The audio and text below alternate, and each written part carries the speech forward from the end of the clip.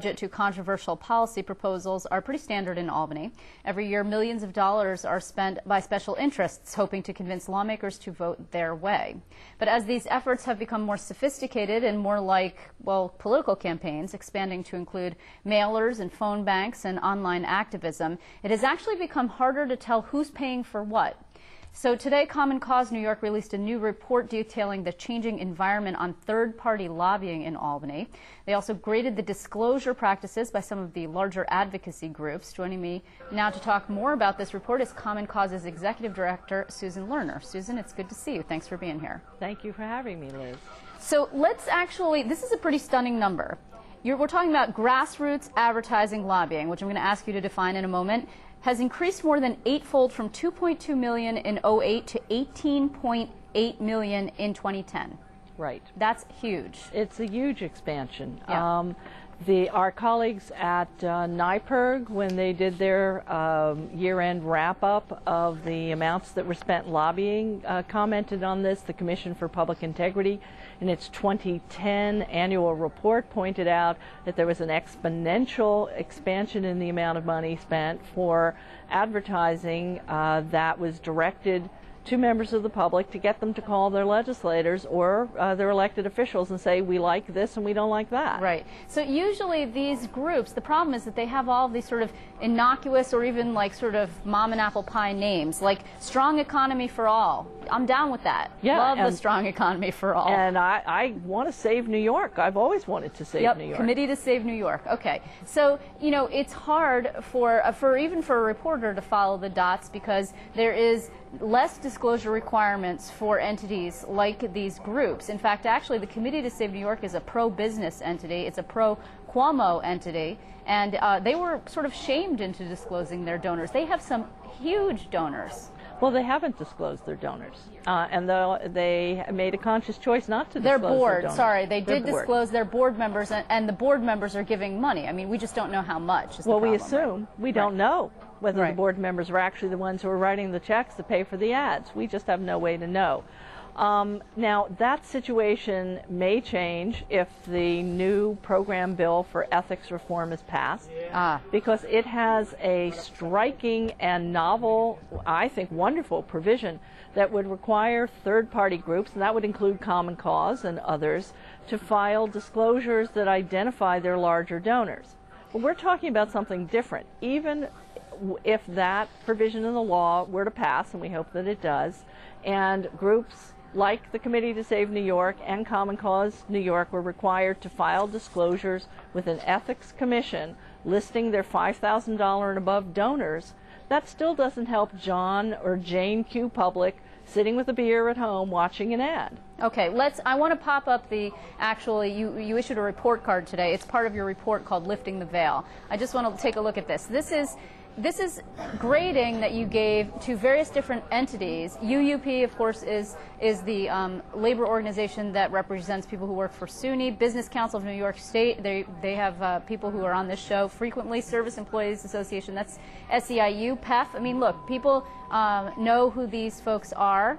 And what gives you an A in your report card? What earned you an A? Well, you know, we worked really hard to try and come up with an objective grading system that we could apply to each and every one of these groups and all of their ads.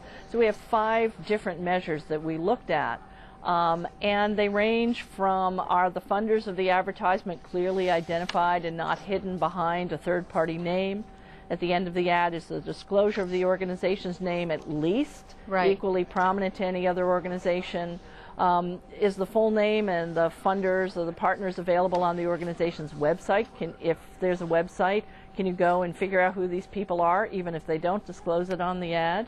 Does the ad display or announce the full organization name instead of an acronym? Some of the unions just use their initials. They get downgraded for that. And does the advertisement disclose the organization's name at both the beginning and the end of the ad? Because let's face it, people don't always watch or listen to the entire ad. Okay, and there's one organization that does do that. Okay, let's pop up here also the organizations that got failing grades. Just want people to show, see what this is. Okay, the Economy for All Coalition, I mentioned that earlier. That's a labor organization that was fighting in part largely for the millionaire's tax during the budget battle. That failed. Committee to Save New York, we mentioned. Unshackle Upstate, I think a lot of people recognize them. Alliance for Quality Education, again, fighting for the millionaire's tax. I mean, look, New Yorkers for Fiscal Fairness.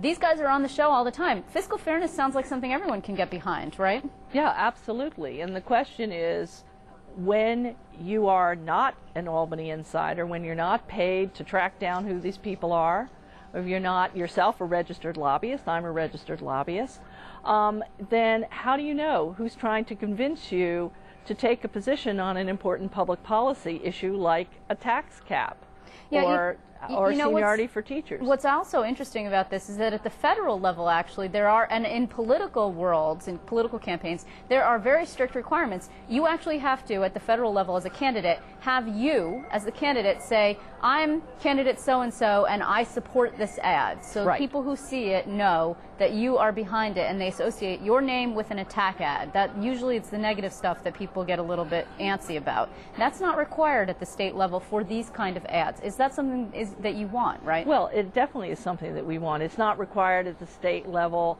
for any lobbying, and it's not required in any of the states for lobbying ads. That's why we think, given the change in the lobbying climate, given the really large amounts of money that are being spent, and the use of campaign election type tactics, we ought to be using the same rules. It's all political money.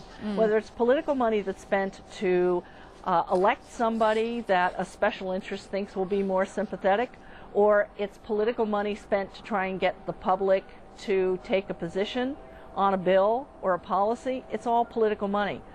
It's special interests trying to impact our government, which they have an absolute right to do. But we as the public should know who's spending the money and be able to evaluate the arguments that they make with a full set of information in terms of who's talking to us. Just to be clear, though, you're not trying to end this. No. This is completely legal. What you're saying is, let's put a little sunlight here. Let's have it easier for voters to be able to see what it is that people are doing. So it's clear who is behind these campaigns. That's exactly right. We're talking about disclosure. And because there are some groups that got A's, we know that you can make these kind of disclosures. We think that the coalitions, and you'll notice everybody who failed, whether they got a high failing or a low failing grade, they're all coalitions with these third-party names. We think there's nothing that stops them from being more forthcoming in their advertising and on their websites, and that's what we'd like to see them do. We think this is a voluntary standard, first and foremost. And if they're not going to come clean in the advertising, if they're not going to voluntarily identify who we are, then we need to talk about some changes in the law. But first and foremost, let's ask them, who are you and why don't you tell us in the ad?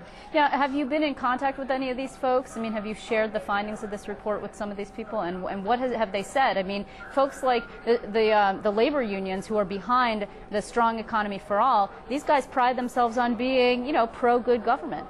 Well, you know, we don't have any desire to ambush anybody, to have anybody, whether we work with them or we don't work with them, whether we agree with their positions or don't agree with their positions, pick up the phone and find a question from a reporter that they didn't know was coming. Right. So we tried to call through at least the people that we know personally, that we've dealt with, and say, look, here's this report, and here's the standard, and you know, you're not going to like it if you got a failing grade, but you're not alone. We think you can do better, and we're not trying to single you out. It's not pro-business, it's not pro-labor, it's pro-public. So, you know, you mentioned the ethics bill, and I just want to talk to you briefly about it to switch gears a little bit. I've spoken to some other good government folks, and Russ Haven was here, for example, from NYPIRG to talk about it. And, you know, in the light of day now that there's an actual bill copy that people have been combing through, there's some problems with it, and there's some issues regarding, for example, the power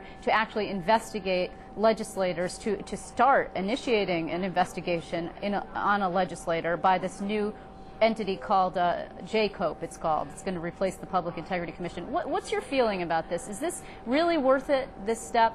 Well, you know, that was the question we had to ask to decide to support the bill at all. Right. As you know, last year we did not ultimately support. You were the only ones, That's actually. Right. That's Yep, right. I remember. And that's because last year's bill set up an oversight structure that we just couldn't wrap our minds around. We just didn't see how 4 different groups were going to come up with any kind of unified, reasonable, rational enforcement policy. But you think this is much better? Because actually there are situations where a vast majority of this 14-member commission can vote to investigate someone, and if all of the pieces aren't falling into place, the investigation doesn't go forward. Look, would I have designed this if I were writing the bill? There are a lot of bills I would write differently, no question about it. Right. But the essential factor on JCOPE for us is that for the first time,